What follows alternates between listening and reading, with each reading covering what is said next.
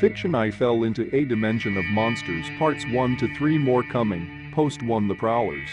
When I was about 16 years old, I used to walk around the streets of my hometown late at night.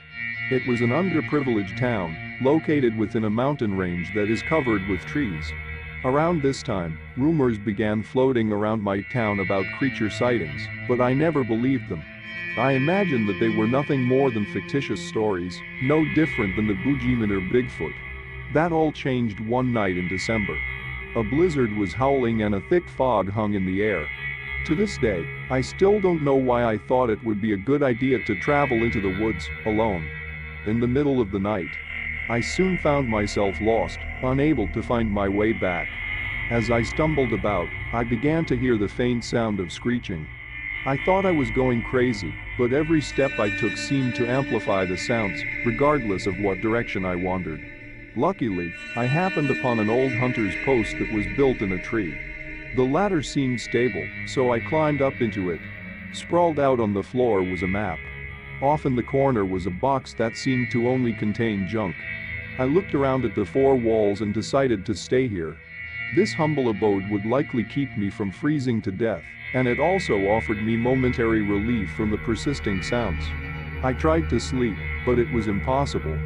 The sounds haunted me until a new one was added. I began to hear scratching near the ladder below. I looked through a crack in the floorboards and witnessed the worst thing that I have ever seen. There was a nightmarish creature below. It was mostly white, with black splotches scattered on its skin. It was scratching at the ladder. The creature was immediately aware of my presence. We locked eyes momentarily before my legs became paralyzed by the cold and fear. I tumbled to the floor. My head almost hit the box of junk in the corner. Using what strength I had left, I frantically began searching the box. At the bottom, I found a flare. I lit it with the lighter from my pocket and swung it downward at the creature through the opening. The creature was not phased. It was only then, in the firelight, that I realized the creature was not alone. Two more stood beside it. My fingers slowly unwrapped from the flare and it fell below. I then heard blood-curdling screams as the flare landed on one of them. That is the last thing that I remember before going unconscious. When I woke, the creatures were gone and the blizzard had cleared. I managed to find my way back home. When I had regained my strength, I asked two of the hunters I knew if they had ever seen such a creature. They both told me of similar stories ending the same way, a slow loss of consciousness that made them believe it was just a nightmare. 2 years have passed since then, and we plan to figure out what those creatures were. Post 2 strange times. I want to thank you all for reading my last post. I'm currently planning to go back into the woods with a couple of my friends that claim that they experienced similar strange occurrences. To update everyone on my life, I am now 18 years old. I recently got my driver's license and I have been making trips out to those woods. To say the least, these trips have been dangerous. There have been several recent missing person reports connected to those woods. There seems to be no pattern regarding who goes missing, as their ages, genders, and nationalities always tend to vary. Some of the individuals who go missing are eventually found, but they are never found alive. When their bodies show up, they are always stripped of their flesh and teeth. This makes it hard to figure out who they are. I guess that they are usually identified by the size of their body or using DNA of some sort. To be honest, my knowledge of forensics only comes from shows like CSI and Bones, so I don't understand how they do it. Anyway, some of my experiences in the woods have been gut-wrenching. I was one of the first people to find a body out there. It was a child of maybe 5 or 6 years old. I haven't been the same since that day. I have noticed that I am numb more often than not, even though this happened about a year ago. I still see that small broken body every time I close my eyes. Maybe that's why I'm a bit obsessed with those woods. I plan on going back there to stop whatever is hurting these people. I'm not going alone this time. With my mental state the way it is, I doubt I would survive out there by myself. Well, I will keep everyone posted on my journey.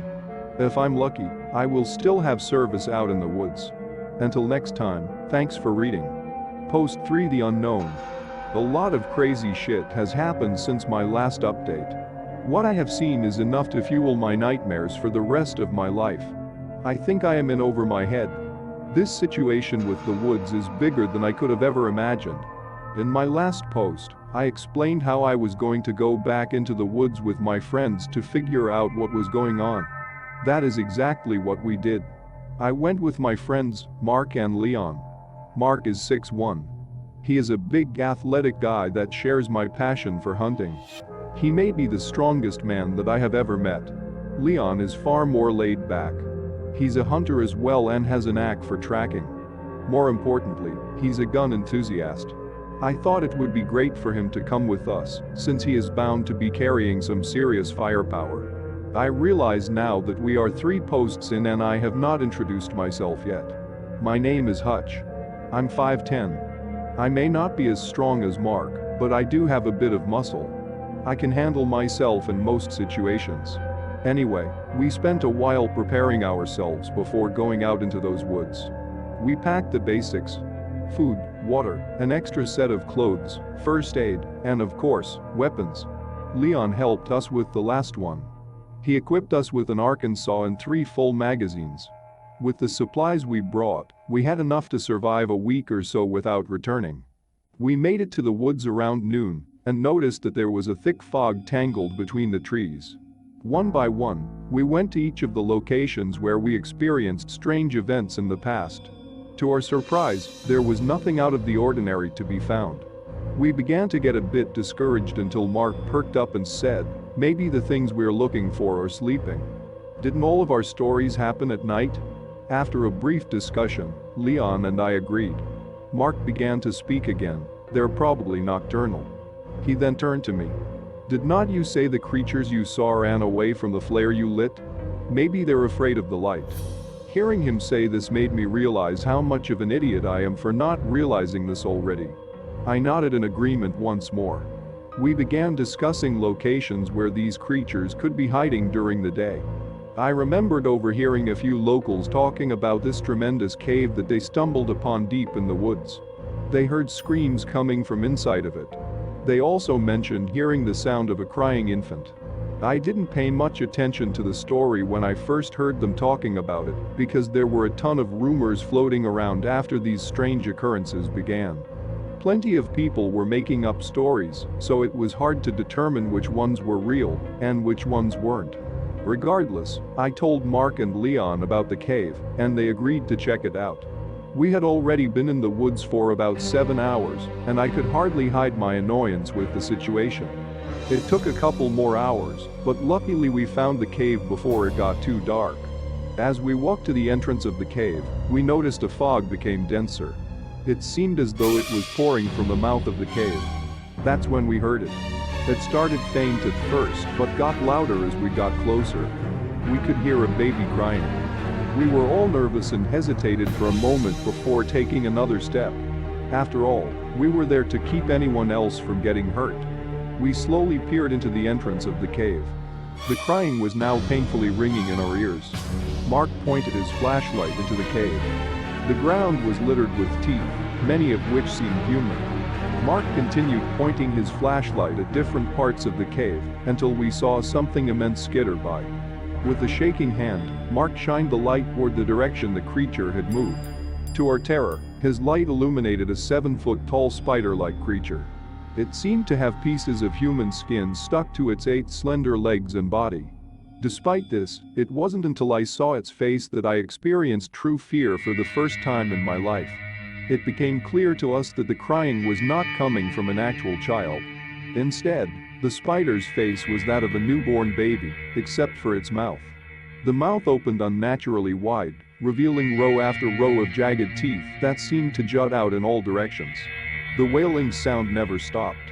It simply became louder as the mouth opened wider. I was mesmerized by the opening that seemed to go on forever between those abhorrent teeth. The creature began to rush toward us. I only snapped out of my trance because Leon opened fire. With a barrage of precisely aimed bullets, he managed to shoot one of the creature's legs off before screaming, "Shoot its legs before it kills us." Even injured, the creature was swift. It lunged at Mark and jabbed at his shoulder with one of its many legs. That is when I opened fire on the creature to get its attention. I aimed for its face, which seemed to slow it down for a moment before it charged at me with its mouth open wide. I lifted my gun to begin firing again. Before I could, something flew by my head and into the creature's mouth. The creature closed its many teeth around the object as I turned to see where it came from. Leon was standing behind me, looking as though he had just thrown something. He screamed, "Run!" Mark had already started doing so, and the three of us went deeper into the cave as the sound of an explosion went off behind us. The crying stopped, but we kept running until we were sure there was nothing behind us. We were all in shock and collapsed on the floor.